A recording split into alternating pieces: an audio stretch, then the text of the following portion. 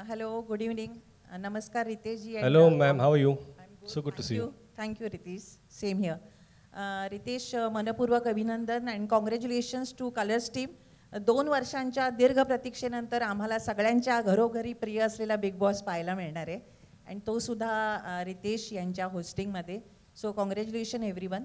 रितेश, मला तुमच्याकडून हे जाणून घेणं आवडेल की बिग बॉसच्या होस्टिंगमध्ये as a host, as a अँकर या व्यतिरिक्त तुम्ही या शोकडे कसं पाहता? हा शो काही लाईफ लेसन देतो का? कारण आम्ही हे नेहमी नोटीस केलं आहे की बिग बॉसचं होस्टिंग करणारा आणि जे पार्टिसिपेंट्स असतात, जे बिग बॉसच्या घरात असतात, त्यांनासुद्धा न भूतो न भविष्यती अशी लोकप्रियता मिळते. They are on the reach of great stardom.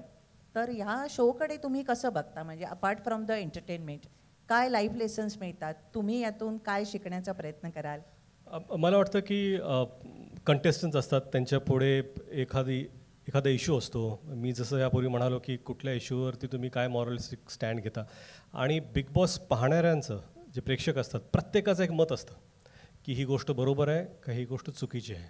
आणि कधी मला असं वाटत नाही की हा शो आपल्याला शिकवण्यासाठी आहे, पण ह्या शोमधून आपण भरपूर काही शिकू शकतो.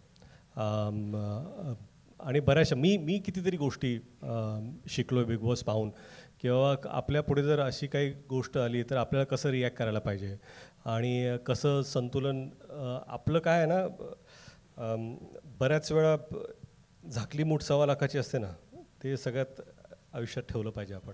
कारण ह्या मुठी ना 10 दिवसानंतर उघडतात तिथे बिग बॉसमध्ये, आणि खरं तर तुम्ही खरे काय आहात ते दिसू लागतं.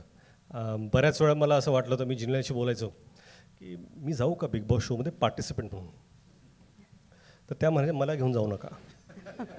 कारण का मी सांगतो 2 तासात चिवड्या बी आवडतो शो. बिग बॉस मला त्याला बाहेर काढा.